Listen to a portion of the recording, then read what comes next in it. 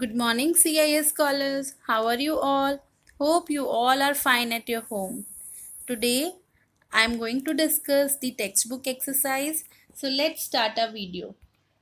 In the last video, I have discussed match the following short answer questions and map work in which you have to color and label the equatorial rainforest and tropical desert. Today, I am going to discuss the long answer questions. So let's see what are the questions. In your textbook, there are 4 questions which are given under the long answer questions. So let's discuss one by one. Question first is write a short note on the layer formed by the trees in the equatorial rainforest.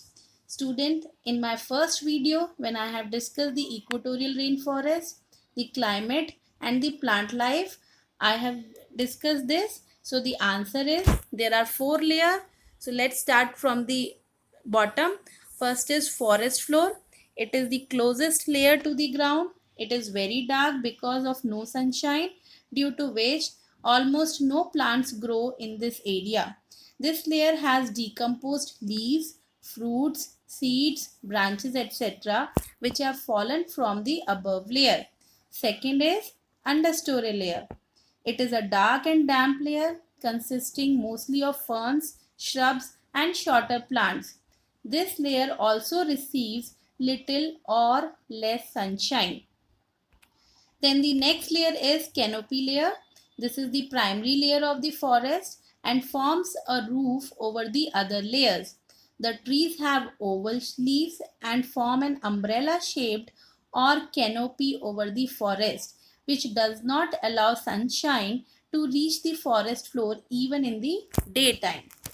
Now last would be, that is the topmost, which is known as emergent layer. A small number of very tall trees grow to the height beyond the canopy layers. The trees are around 200 feet above the forest floor with trunks that measure up to 16 feet. The trees in this layer receive plenty of sunshine and rain. So this is the answer. Now let's discuss the second question. Second question is compare the life of the people living in the tropical deserts and equatorial rainforest. Students, whenever the question comes related to compare or distinguish, you have to first write in points and you have to write in the table form like this.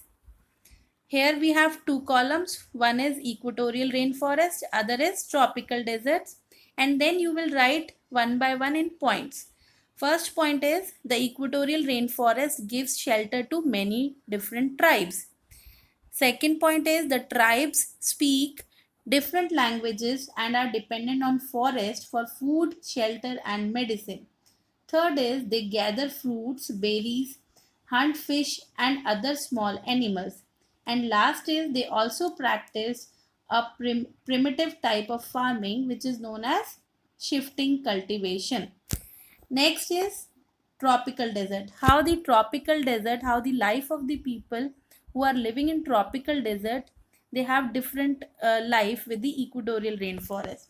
In this, you will write in tropical desert, the tribes lives in tents. Second point, due to scarcity of water and food, they do not settle down at one place for a long time. Third point is their occupations are animal rearing, trading, and farming.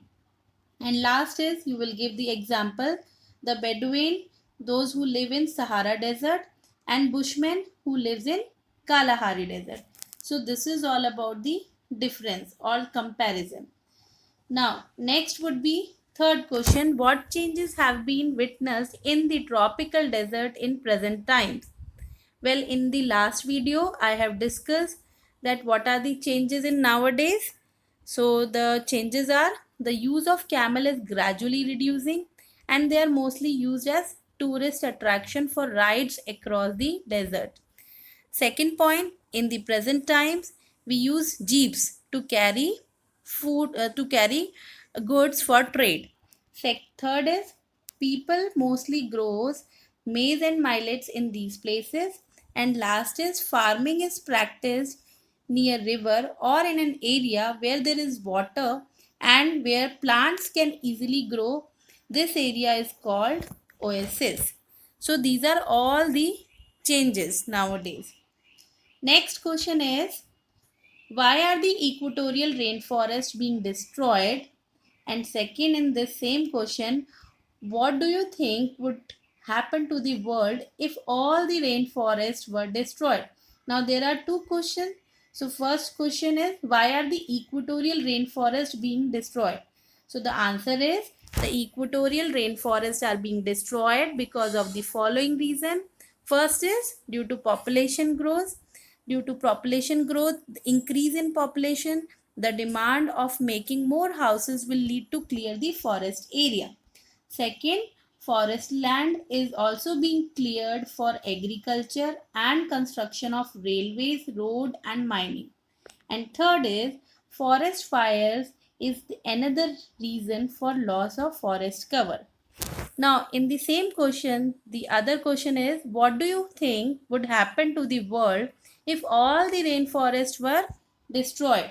So, what will happen? The answer would be that if all the rainforests were destroyed, then there is a scarcity of oxygen because the rainforest produce plenty of oxygen and remove carbon dioxide from the atmosphere. So these are all the answers.